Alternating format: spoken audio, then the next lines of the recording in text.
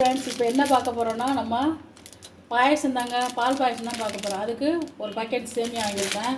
அது தேவையானது கொஞ்சம் ஏலக்காய், தேங்காய் பால் தான் ஊற்ற போகிறோம்.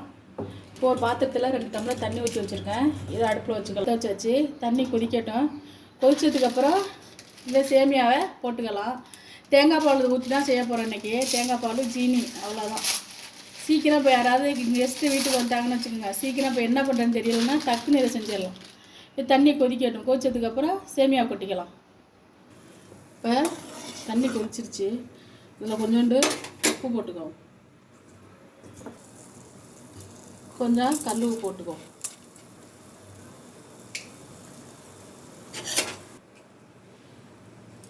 இதில் இப்போ சேமியாவை உடச்சி உத்து வச்சுருக்கேன். இதில் போட்டுக்கலாம்.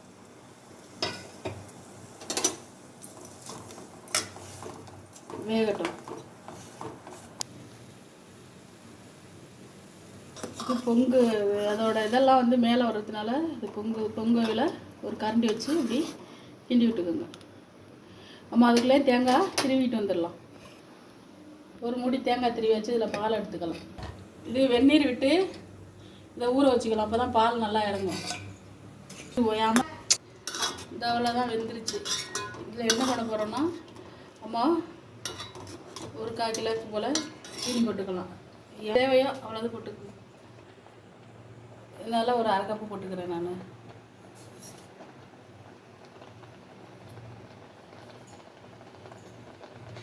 இப்போ இதை கிண்டி விட்டுக்கலாம். இப்போ ஏலக்காய்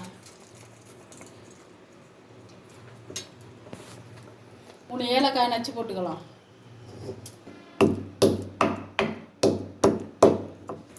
நச்சாச்சு. இதில் போட்டுக்கலாம்.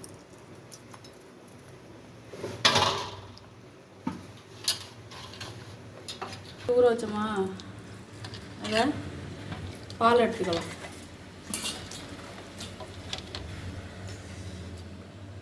பாலை இப்போ இதில் விட்டுக்கலாம்.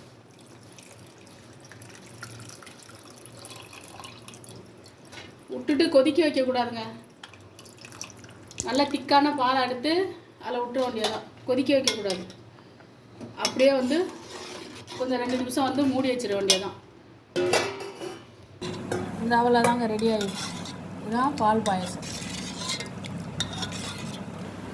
பாதாம் பருப்பு, முந்திரி பருப்பு வறுத்து போட்டுக்க வேண்டியதான். பிடிச்சிருந்தா லைக் பண்ணுங்கள், ஷேர் பண்ணுங்கள், கமெண்ட் பண்ணுங்கள். முக்கியமாக சப்ஸ்கிரைப் பண்ணிக்கோங்க. அப்போ தான் நாங்கள் அப்லோட் பண்ணுற வீடியோலாம் நீங்கள் பார்க்கலாம். வாங்க சாப்பிட்லாம். இந்த மாதிரி இன்ட்ரெஸ்டிங்கான ரெசிபியெல்லாம் நீங்கள் தெரிஞ்சுக்க நம்மளோட சேனலை நீங்கள் ஃபாலோ பண்ணிக்கோங்க.